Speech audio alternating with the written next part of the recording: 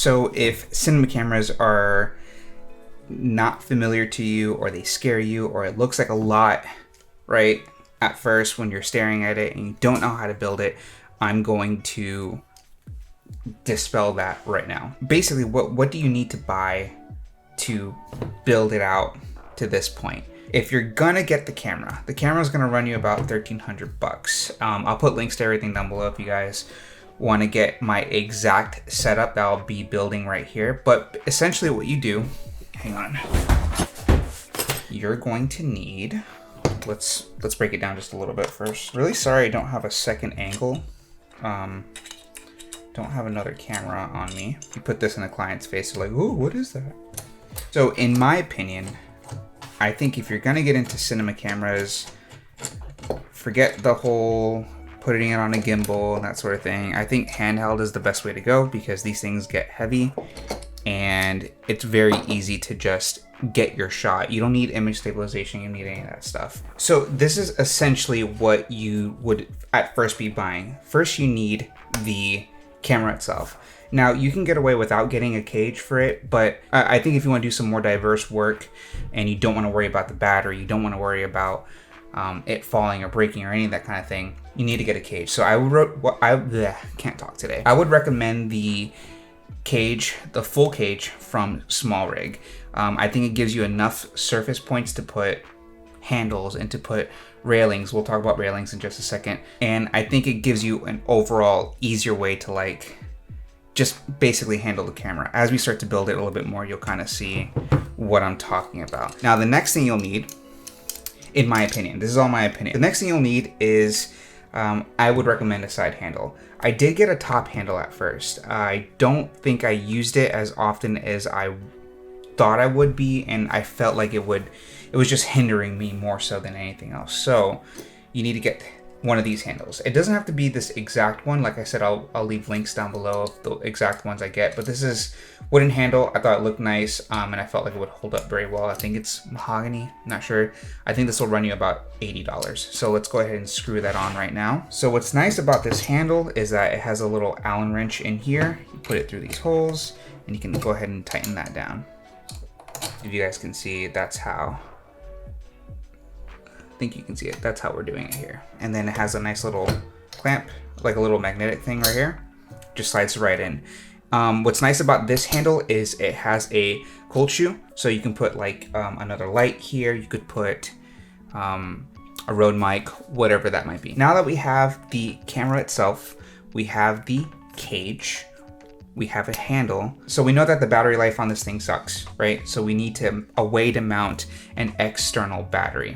Right, I'll show you the battery in a second, but we're talking about rail systems here. So we want to be able to mount rails on the bottom of this cage so that it can hold the battery in the back. And the way to do that is we need to buy the Small Rig, what's it called? Camera base plate with the rail clamp, right? It's this piece right here. And what you do is once you buy this plate and then you buy 15mm rods, right? And then these rods go right through these holes here, and then you tighten those down, make sure they're kind of even. And like I said, guys, this Small Rig camera base plate just plugs in, just screws in right into the bottom of the cage. So if you're wondering how it all connects, that's how it connects. Now what you need to buy is the, let's look it up, hang on, the Small Rig V-Lock assembly kit. So it's going to be this lock mechanism thing, right? Right, this is where your V-mount battery would hook onto. I'll show you how it looks like in a second. And it comes with like 2 of these little things. You only need one. So this one piece where the rods go through screws into this V-lock plate. Now, it's all with Allen wrenches and Allen keys and that sort of thing. So you can kind of configure it to how you want it. But the way I do it is I put the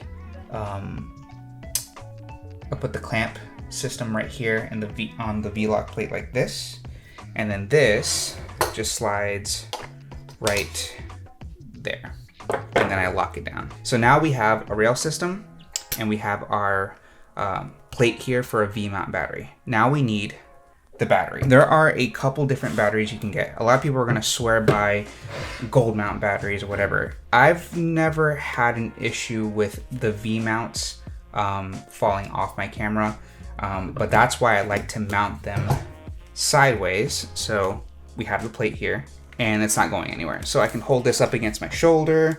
I can even put it up here when I'm doing some handheld stuff for, you know, in an interview and I need to just take a little bit of a rest with it. One of these batteries is going to last you, this one in particular by Juicebox is going to last you somewhere around 8 to 9 hours. And that's why we want this, right? We don't want to be fumbling and missing shots because we're trying to replace batteries. These take LPE6 batteries like normal Canon batteries, but it's just not worth it in my opinion. You're better off investing in a good battery like this. So I have like a 8 or 9 hour battery, and then I have another one that's a bit cheaper. This would run you probably about $150 if I'm not mistaken. And then this one was like $100. This is like a backup. Because I'm paranoid, I bought two. Guys, let's do a quick little recap. We have the camera itself. We have the cage around it. We have a handle on the side, right? So we can have a nice point of contact. We have the camera base plate, right? Here, connected to the cage.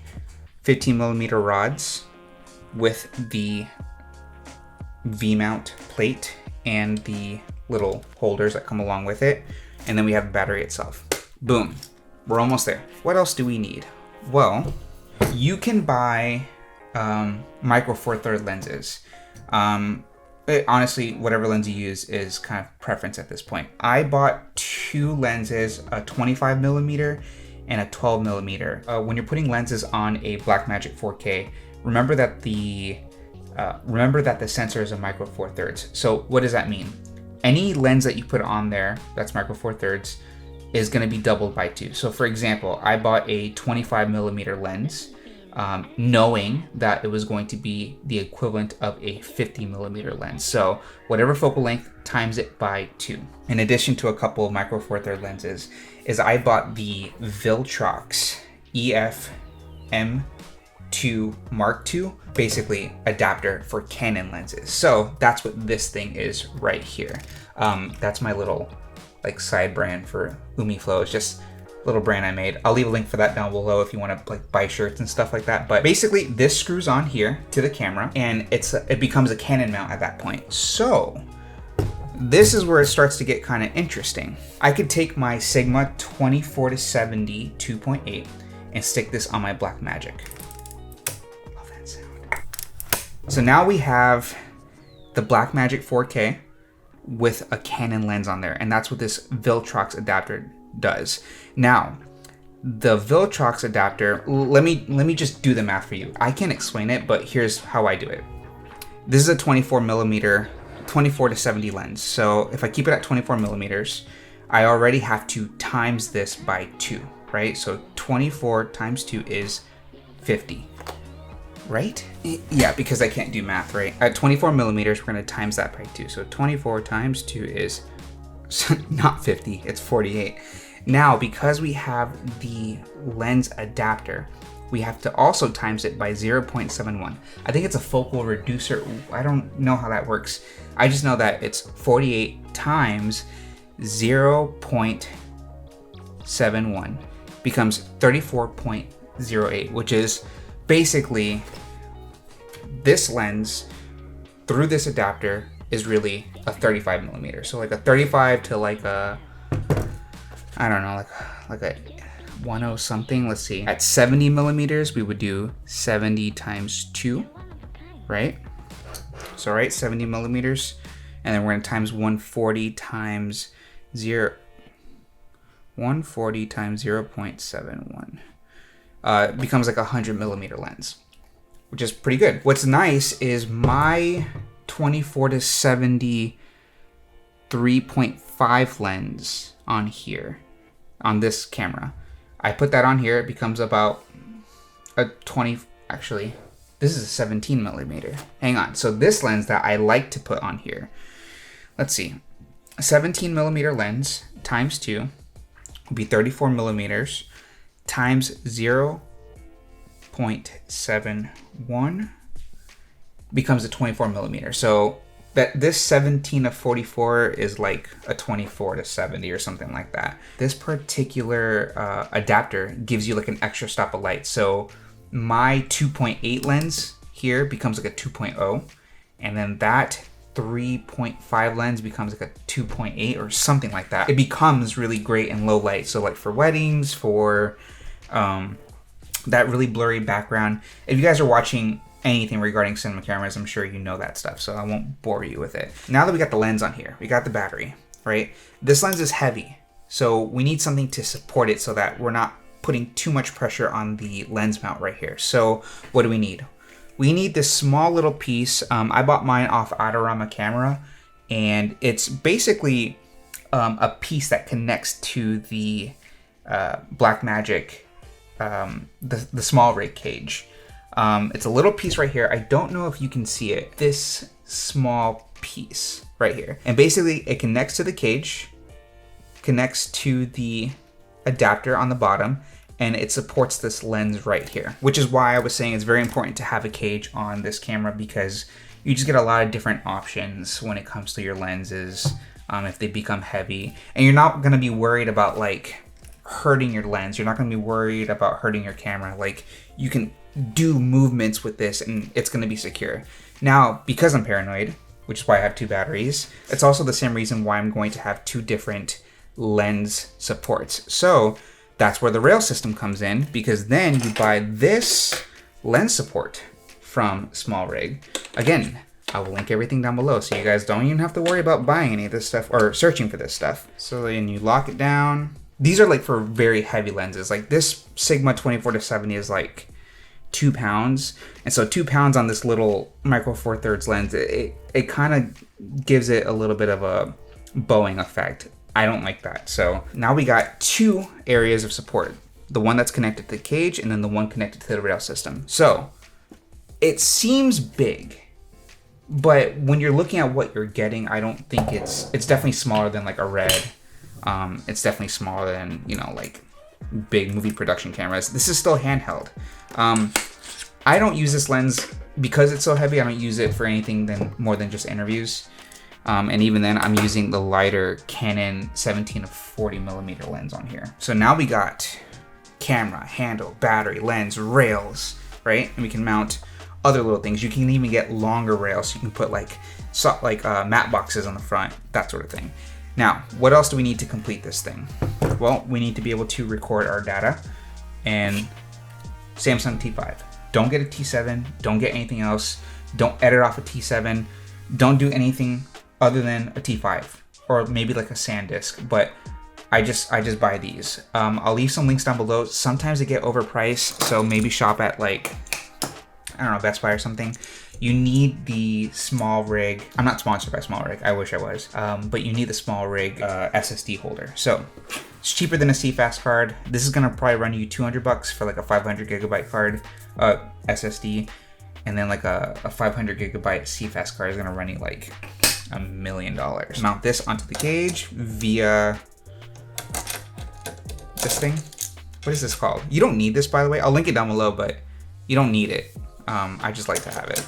It's like a little multi-tool full of Allen wrenches and things you need, especially when you're on a shoot. So boom, mounted.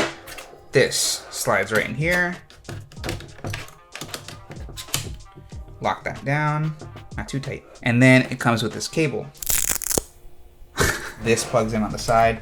I take off the little flappy things on here just because I don't really care. Now we need the actual whatchamacallit, camera to turn on. That's where you need to buy this D-tap cord. Don't cheap out on these.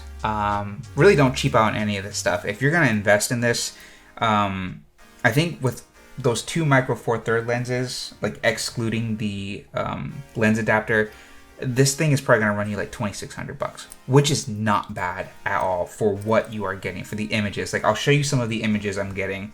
Like, the image is just so perfect. And I swore that I would never do like 4K because I used 1080p for years.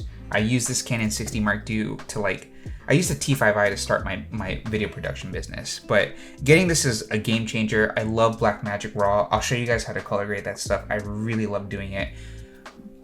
Back to this. This is the DTAC cable by Condor Blue. This plugs in to your V-mount battery. Boom. Slide that in. Boom. Wait, hang on. Nope. Technical difficulties. I like to tuck it right beneath here so it sits on the rails nice and neat. This plugs right in. Let's see. And now we can just hit the switch and our camera will turn on. I wouldn't say you 100% need it. I think it is very useful. I think you will benefit from it, but a monitor would be nice on this thing. There's a ton of different monitors out there. I don't have the best one just because of money. I mean, a good monitor for this thing costs like 800 bucks. I don't have that. So there's this particular monitor by Feel World, 5 inches. It's not beautiful by any means, but it works and it's gotten me through a lot of shoots. So you buy that. Again, I will link it down below. This plugs the screws in right here. I like that it also has like a little cold shoe mount. Right. So you plug in the monitor right here.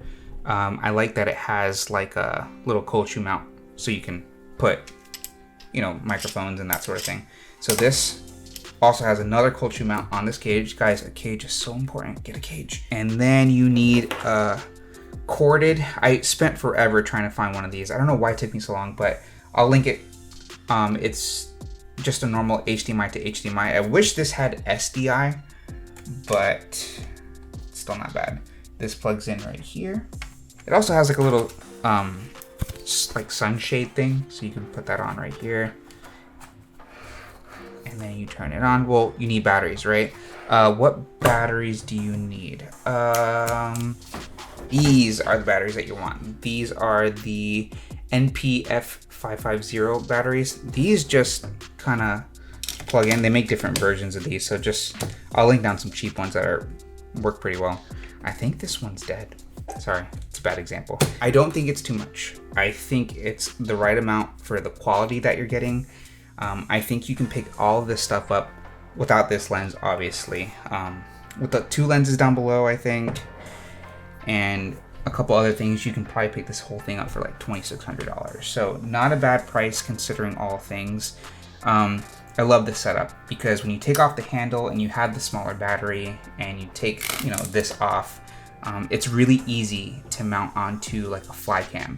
I'll show you how I do that. I'll show you some of the shots I've got with the Steadicam, and it's really cool because you can just slide it off and then go back to handheld mode when you want to get those more like intimate sort of shots.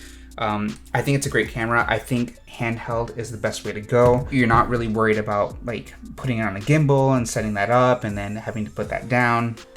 This is on the go. You can just strip this down just a little bit more if you want to, so you can take off the handle here, or the monitor there. You can take off the handle.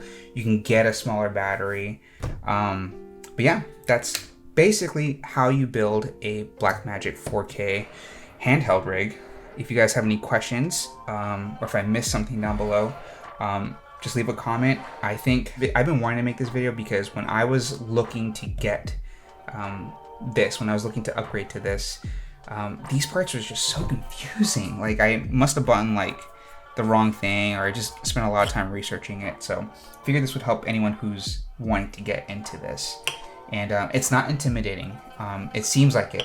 And the file sizes aren't that much bigger than what you're probably shooting on right now.